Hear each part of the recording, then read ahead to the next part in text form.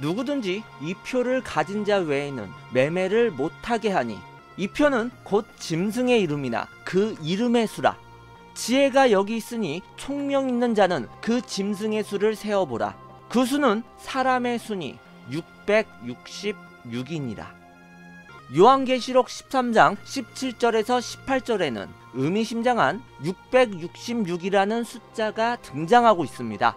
그 짐승의 숫자라고 일컬어진 666은 성경에서는 바로 적 그리스도임을 뜻하고 있습니다. 히브리어 알파벳에는 숫자가 있어서 적 그리스도의 이름을 그 알파벳 숫자에 맞춰서 계산해보면 666이라는 숫자가 나온다. 이렇게 많은 연구가들이 그 주장을 아직까지도 내세우고 있다고 합니다. 그리고 이처럼 성경에 나와 있는 악마의 숫자 666을 모티브로 삼고 만든 종교적 호러 영화가 있었습니다. 1976년도에 개봉한 오맨이라는 영화인데요. 오맨은 불길한 징조를 뜻하고 있다고 합니다. 이 영화에서는 적그리스도라고 불리우는 악마와의 싸움을 그리고 있습니다. 하지만 요즘 흔한 공포물처럼 흉측한 괴물이 등장하지도 않고 직접적으로 살인을 하는 장면도 등장하지 않고 있습니다. 그저 오맨의 뜻에서처럼 불길한 징조만 계속 보여주고 있습니다. 오로지 그 분위기와 사건의 전개만으로도 관객을 공포에 몰아넣었던 것이죠. 그런데 우연일까요? 아니면 그 불길한 숫자를 언급하였기 때문일까요? 불길한 징조라는 제목에 걸맞게 영화에 출연한 주연 배우와 촬영팀에게 그 원인을 알 수 없는 불길한 사고들이 발생하게 되었습니다. 일명 오맨의 저주라고 불리우며 제작진들을 공포에 떨게 했던 이 미스테리한 사건들은 헛소문이 아닌 사실이었기에 2005년 TV 다큐멘터리로 제작될 만큼이나 크나큰 화제를 일으켰다고 합니다.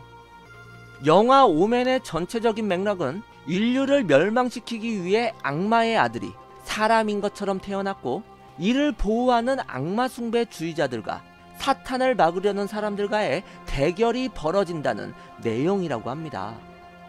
로마의 휴일을 통해 헐리우드 스타로 올라서게 된 미남 배우 그레고리 팩이 미국인이며 영국 대사인 아버지 로버트손 역할을 맡았다고 합니다. 부부는 태어난 아들의 이름을 데미안이라 지었는데요. 감독은 데미안이라는 이름을 통해 뭔가 메시지를 남기고 싶었던 것일까요? 헤르만 헤세의 소설 데미안에도 이 이름이 등장하고 있는데요. 데미안의 어원은 독일어로 악령의 뜻을 가진 데몬이며 또다시 어원을 타고 올라가면 그리스어로 다이아몬, 신에 가까운 인물이라고 합니다. 여기에서 우리가 그 섬뜩한 뜻을 알 수가 있습니다. 악마의 예언에 따라 악마 숭배자들은 6월 6일 6시에 짐승의 몸에서 태어난 한 아이를 소중하게 옮기고 있었습니다. 한편 송과 그의 부인은 너무나도 기뻐하며 아이의 출생을 기다리고 있었습니다. 그런데 악마주의자들은 갓 태어난 부부의 아이를 죽이고 악마의 아이로 바꿔치기 해버리고 말았습니다. 악마의 아들은 인류에게 의심받지 않고 안전히 성장하기 위하여 정치적 미래가 밝은 그 외교관의 가정을 선택했기 때문이죠. 이 사실을 전혀 모른 채 새로운 가족의 탄생에 그저 기뻐하며 대사관으로 돌아온 부부는 다시 평화로운 삶을 누리게 되었습니다. 오맨의 줄거리는 서서히 관객들에게 불안감을 심어주기 시작합니다. 부유하고 바빴던 부부는 아들 데미안을 위하여 유모를 붙였는데 당연히 그 여자는 언제나 데미안과 붙어 있었겠죠. 그 때문에 뭔가 알았고 영향을 받았는지 데미안의 생일이었던 어느 날 유모는 알 수 없는 말을 남긴 채 공포심에 질려 자살을 선택하고 말았습니다. 이어서 새로운 유모를 구하게 되었는데요. 베이룩이라는 이름을 가진 여자는 악마 숭배주의자라는 그 정체를 숨긴 채 악마의 아들 데미안을 보호하는 역할을 하게 됩니다. 그러나 시간이 흐르면 흐를수록 알 수 없는 일들이 일어나게 되었습니다. 어린 데미안은 부모님을 따라 교회에 가는 것에 울부짖고 학을 떼며 강력히 저항하였습니다. 또한 동물원에 데려가면 데미안을 본 동물들이 그 알 수 없는 힘에 긴장을 해서 한바탕 난동이 일어나곤 했습니다. 계속해서 생겨나는 이 기이한 현상들을 너무나도 이상하게 생각한 아버지 소는요, 상담을 하던 신부에게 악마 숭배자들의 비밀을 듣게 되고, 데미안을 수상하게 여기던 카메라 기자와 함께하며 자신의 아들의 역할을 차지한 데미안의 의문점을 뒤쫓기 시작하였습니다. 결국 아들 데미안의 본 정체를 파악하게 된 로버트는 성지 예루살렘을 찾아가서 악마를 죽일 수 있는 단검을 얻게 되었습니다. 하지만 로버트는 아들을 죽여야 한다는 현실에 고통과 갈등을 겪을 수밖에 없었겠죠. 그가 이처럼 고된 시간을 보내는 동안 파트너인 기자가 사고로 인해 목이 잘려 죽게 되었습니다. 둘째를 임신한 부인에게도 사고가 일어나서 유산을 하게 되었습니다. 심지어는 사랑하는 아내에게 사고가 일어나고 생을 마감하게 되자 로버트는 더 이상 고민할 필요가 없게 되었습니다. 그런데 여러분들, 어머니가 어떻게 생을 마감하게 되었냐면요, 데미안이 집에서 자전거를 타고 놀다가 부딪혀 어머니가 보시다시피 계단 난간에 매달려서 절체절명의 위기의 순간에 놓이게 되었습니다.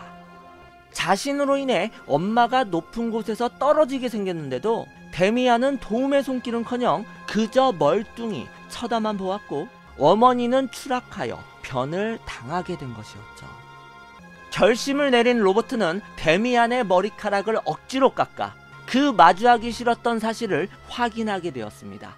데미안의 머리에는 성경 요한계시록에서 언급하고 있는 666이라는 그 짐승의 숫자가 선명하게 표시되어져 있었습니다. 그는 유모와 데미안의 끈질긴 저항을 이겨내고 교회로 그를 데리고 가게 되었습니다. 신성한 교회에서 그 악마의 자식을 처리할 생각이었지만 사회 곳곳에 박혀진 악마 숭배자들, 그의 추종자인 어느 경찰이 그들을 뒤쫓기 시작하였습니다. 결국 데미안을 죽이기 직전 로버트는 그 악마 숭배자 경찰에게 살해당하였습니다. 표면적으로는 어린 아들을 살해하려는 정신병자를 죽인 걸로 진실은 묻혀지게 되었던 것이었죠. 오맨의 마지막 장면은 부모님의 장례식장에서 데미안의 오싹한 그 소름 끼치는 무덤덤한 표정을 클로즈업 하고 있습니다. 결국 데미안은 다른 집으로 입양되어 종말의 날을 위해 성장하게 된다는 것으로 영화는 끝을 맺게 되었습니다. 절망적인 새드 엔딩으로 끝이 나게 된 것이죠. 이렇게 1970년대에는 심리 스릴러 공포 영화 역사에 한획을 그을 만한 두 개의 작품이 탄생하게 되었습니다. 그 영화가 바로 엑소시스트와 말씀드린 오맨입니다. 70년대를 풍미한 걸작이라 불리는 이 영화들은 공통점들이 정말 많다고 전해지는데요. 워너 브라더스 영화사에서 제작한 엑소시스트가 크나큰 성공을 거두게 되자 경쟁사였던 20세기 폭스사도 가만히 있을 순 없었겠죠. 이어서 비슷한 분위기에 오맨을 내놓게 된 것이 사실인데요. 경쟁사에 밀릴 뻔했던 20세기 폭스사는 이 오맨의 히트로 인해 여러분들도 잘 아시는 스타워즈에 투자할 수 있는 자금을 얻게 되고 대성공을 거두는 결과를 만들어내게 되었습니다. 그런데 말씀드린 이 영화 두 편은 평행이론이라 해야 할까요? 끔찍하고도 비극적인 그 불길한 행보 역시 같이 이어져 가게 되었습니다. 1974년에 개봉한 엑소시스트는 제작 기간 중에 이상한 일들과 화재가 연이어서 일어나고 제작에 관련된 사람이나 연기자들이 사망했다는 저주에 휘말리게 되었습니다. 그리고 1976년에 개봉한 오맨 역시 갖가지 이유를 알 수 없는 사고들로 인해 오맨의 저주라는 그 이름 역시 탄생하게 되었습니다. 정말로 언급해서는 안 될 미지의 그것을 거느렸기에 이 영화들은 저주를 받게 된 것이었을까요? 오맨의 원작 소설명은 안티크리스트라고 하는데요. 성경 요한계시록에서 나오는 악마의 숫자 666에서 모티브를 얻었고, 이런 요소가 섞였기 때문에 대중들에게 강한 인상을 심어주었습니다. 그리고 연이어서 원인을 알 수 없는 영화 외적인 사건들이 터졌기 때문에 그 오맨의 저주 때문이 아니냐, 이러한 논란이 계속 이어지게 되었다고 합니다. 먼저 아버지 역을 맡았던 그레고리 팩은 영화 로마의 휴일로 유명한 20세기 중반 미국을 대표하는 미남 배우로 손꼽혔다고 합니다. 191cm의 키에 호남형에다가 미국의 명문 공립대학인 UC 버클리에서 공부를 하였고요. 더군다나 그 인성이 가정적이고 도덕적이기까지 해서 신사라는 말과 가장 잘 어울리는 배우라 전해지고 있다고 합니다. 그런데 데미안의 아버지 역할을 맡았던 그에게 제일 먼저 이 오맨의 저주가 시작되었습니다. 바로 그레고리 팩의 아들이 자살을 선택했기 때문이죠. 영화 오맨은 1975년도에 제작되었습니다. 당시 20세기 폭스사는 찰튼 헤스턴, 찰스 브론슨 등이 출연을 포기하였기 때문에 크나큰 공경에 빠진 상태였다고 합니다. 그런데 로마의 휴일을 통해 대스타로 올라선 이 그레고리 팩이 4년 만에 후속작으로 자신들을 선택하였으니 너무나도 기뻤겠죠. 하지만 그 결정을 내린 지 2달여 만에 너무나도 소중한 아들이 자살을 선택하며 그레고리 팩은 깊은 슬픔에 빠지게 되었습니다. 하지만 여기에서 끝이 아닙니다. 슬픔은 잠시 덮어두고 프로 정신을 발휘하여 그레고리 팩은 영화 촬영을 위해 영국 런던으로 향하게 되었습니다. 그런데 그가 탄 비행기가 맑은 날씨에도 불구하고 대서양위에서 번개를 맞게 되었다고 합니다. 여러분들, 번개를 맞을 확률은 지극히 적잖아요. 이것을 과연 우연이라 치부할 수 있겠습니까? 그리고 며칠 뒤 촬영에 합류하게 된 그레고리 팩은요, 제작진과 미팅이 잡힌 어느 레스토랑을 방문하게 되었습니다. 그런데 이곳에서 뜬금없이 폭발이 일어나게 되었습니다. 이어서 그가 머물던 호텔에서도 폭발이 일어났고요. 당시 아일랜드 공화국이 독립운동을 벌이면서 폭탄 테러를 일으킨 것이었죠. 연이어서 터진 위험하고도 불운한 사건들은 과연 그레고리 팩이 억세게 운이 없었을 뿐이라 이렇게 치부할 수 있을까요? 그레고리 팩이 영화에서 맡게 된 역할이 악마의 아들을 자기 아들로 키워야 하는 그 저주받은 아버지였잖아요. 그가 오맨을 찍기 시작하면서 이상한 일이 연달아서 일어나게 되자 대중들은 영화에 저주가 씌었다는 이야기를 하기 시작하였습니다. 개인에게는 불행하지만 제3자가 보기에는 기막힌 우연이 되었기 때문이죠. 그리고 결과적으로도 이 모든 것이 영화의 흥행을 가져오게 되었습니다. 하지만 이런 불길하고도 섬뜩한 일들은 그레고리 팩뿐만 아니라 오맨을 제작했던 스태프들에게도 연이어서 일어나게 되었습니다. 이것도 우연이라고 하기엔 너무나 무서운 사실인데요. 오맨의 작가 데이비드 셀처가 타고 있던 비행기가 그레고리 팩이 겪었던 것처럼 번개를 맞게 되었습니다. 그 희박한 번개를 맞는 확률을 다들 아시잖아요. 그런데 2번씩이나 우연이라고 하기엔 뭔가 왜 우리의 이야기를 건드렸느냐, 알 수 없는 존재의 그 저주가 정말로 발현되었던 건 아닐까요? 그리고 영화에서 데미안을 동물원에 데리고 갔다가 동물들이 그 악마성으로 인해 불안해하며 날뛰는 장면이 나왔다 말씀드렸잖아요. 원숭이들의 히스테리 발작 장면을 촬영한 동물센터의 트레이너가 갑작스레 옆에 우리에서 뛰쳐나온 호랑이에게 의해 목숨을 잃는 사건도 발생하게 되었습니다.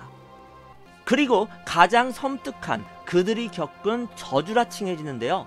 영화 오맨에서는 직접적인 살인 장면은 없지만 비밀을 밝혀내려던 기자가 사고로 인해 처참하게 목이 잘리는 장면이 나오게 됩니다. 이 장면에 특수 효과를 맡은 조각가 존 리차드슨이라는 남자가 몇 년 후에 여자친구 리즈 무어와 함께 네덜란드로 여행을 떠나게 되었습니다.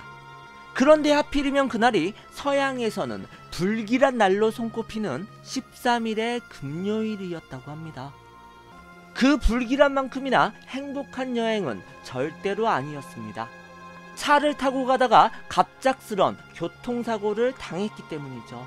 그 대형 추돌 사고에서 존은 큰 부상을 당했으나 그의 애인 리즈 무어는 정말로 목이 잘려서 죽게 된 것입니다. 영화에서 보여줬던 그 특수 장면처럼요. 하지만 그들이 겪었던 저주는 마지막까지도 섬찟함을 남기게 되었습니다.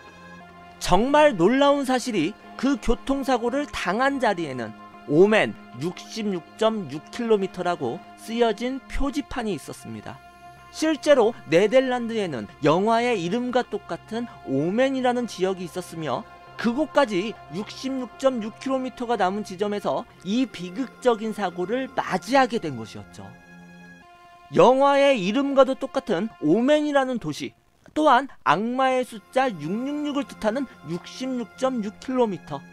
연이어서 벌어지는 이런 끔찍한 사건들은 영화 오맨의 내용과 정말로 닮았다는 그러한 생각이 들진 않으십니까? 그리고 이 저주는 여기에서 그치지 않고 후세에도 계속 이어지게 되었습니다. 2006년도에 리메이크된 오맨 촬영 현장에서도 불길한 징조가 그들에게 펼쳐졌기 때문이죠. 이 리메이크작에서도 아버지 로버트손이 아들 데미안의 666 표식을 확인하는 장면이 그려지는데요. 촬영 당시 배우들이 약간의 부상을 입긴 했지만 존 무어 감독을 비롯한 제작진 모두 크게 만족하게 되었습니다. 기대에 부푼 채 이 장면을 확인하기 위해 편집실에 모인 제작진들은 그 기대가 경악으로 바뀔 수밖에 없게 되었습니다. 왜냐하면 촬영을 했던 필름들이 모두 손상되었기 때문이죠. 손상된 필름은 모두 13,500피트였다는데요. 단번에 그 모든 필름이 손상되는 것은 거의 없는 일이라고 합니다. 철저하게 관리되는 필름이 대량 손상하게 된 그 원인은 과연 무엇이었을까요? 뿐만 아니라 이후에도 편집실에서 편집 중이었던 필름 한 통이 돌연히 사라지는 사건도 발생했다고 전해졌고요. 원작대와 마찬가지로 배우들에게도 역시 불길한 징조가 나타나기 시작했는데요. 어머니 캐서린 손 역을 맡은 당시 헐리우드 유망주 줄리아 스타일스는 그 무시무시한 오맨의 저주를 익히 들었고 알았기 때문에 처음 캐스팅 제안에는 두려움을 느꼈지만 캐릭터의 매력에 빠져 촬영을 선택하게 되었습니다. 하지만 활기차던 젊은 엄마에서 점차 망상에 시달리는 역할을 연기할수록 스타일스는 점점 강박증에 사로잡혔고 촬영이 없는 날도 어딘가 답답하고 알 수 없는 두려움을 느끼게 되었다고 합니다. 기나긴 촬영이 끝나고 나서야 그녀는 자신을 괴롭혔던 강박증에서 겨우 벗어날 수 있었다고 고백을 하게 되었습니다. 아버지 로버트 손으로 분한 리브 슈라이버 역시 촬영 중에 조명 폭발 사건으로 크게 다칠 뻔한 일이 발생하게 되었습니다. 불행 중 다행으로 빛 조절을 위해 그의 머리 위에 쳐있던 차양막이 조명 파편을 막아 위험에서 비켜갈 수 있었습니다. 또한 무덤가에서 개에게 습격당하는 장면을 촬영할 때도 기이한 일이 벌어졌다는데요. 여러분들, 촬영을 하기 전에 미리 리허설을 해보잖아요. 그런데 슈라이버는 촬영 당일 리허설로 호흡을 맞추었던 개가 아닌 다른 개가 현장에 와 있음을 발견하게 되었습니다. 그리고 촬영에 들어서게 되자 그 낯선 개는 너무나도 난폭하게 슈라이버를 공격하였고 결국 갈비뼈에 금이 가는 중상을 입게 되었습니다. 그리고 촬영을 진행하면서 대부분의 배우와 제작진들이 식중독에 걸리는 소동 역시 벌어지기도 했습니다. 함께 저녁 식사를 한 그들은 다행스럽게도 가벼운 증상만 보여 무리 없는 스케줄을 진행할 수는 있었지만 이상하게도 이들이 먹었던 음식을 검사한 결과 전혀 아무런 문제가 없는 것으로 밝혀지게 되었습니다. 그러면 과연 어떤 원인 때문에 그들이 이러한 식중독 증상을 보이게 되었을까요? 또한 시각효과팀이 까마귀가 나오는 특수장면 촬영을 위해 기술적인 측정을 진행하고 있었습니다. 그런데 그 계량 수치에 666이라는 섬뜩한 수치가 떠 있었다고 합니다. 이것은 단 한 번도 나오지 않았던 수치였기 때문에 그들은 자신의 두 눈을 믿을 수 없었다고 전해집니다. 촬영 현장과 사건 사고의 장소에 항상 불길한 징조의 숫자 6이 나타나 모든 이들을 공포에 떨게 만들었던 것이죠. 그리고 주라기공원, 잃어버린 세계 등에서 얼굴을 비추며 우리에게도 잘 알려진 피트 포스틀 스웨이트는 데미안의 정체를 알고 있는 신부로서 등장하게 되었는데요. 그에게도 역시나 원작의 그레고리 펫과 같은 저주가 일어나게 되었습니다. 그는 촬영을 앞두고 형제인 마이크와 무료함을 달래기 위하여 카드 게임을 하였다고 하는데요. 이때 마이크가 6번 카드 3장을 한 번에 뽑게 되었다고 합니다. 666이라는 그 악마의 숫자가 완성되어진 거죠. 그런데 건강했던 마이크는 갑자기 일주일 뒤 숨을 거두게 되었습니다. 원작의 그레고리 팩은 촬영 전 사랑하는 아들을 잃었고, 피트 포스틀 스웨이트 역시 사랑하는 형제를 촬영 전에 잃게 되었던 것이었죠. 이것을 과연 단순한 우연의 일치로 우리가 생각하기엔 거부할 수 없는 어떠한 힘이 느껴지진 않습니까? 이렇게 오맨의 저주는 영화와 함께 다시 부활하게 되었습니다. 성경에서 거론되며 인류를 공포로 몰아넣었던 짐승의 숫자 666. 거론하지 말아야 할 금기의 것을 건드렸기 때문에 알 수 없는 존재가 영화에 출연했던 배우들과 스태프들에게 그 무시무시한 저주를 정령 내렸던 것이었을까요? 아니면 영화 흥행을 위하여 우연의 요소를 겹치게 만든 단순한 마케팅이라 생각해야 할까요? 선택은 여러분들의 판단이라 생각이 듭니다.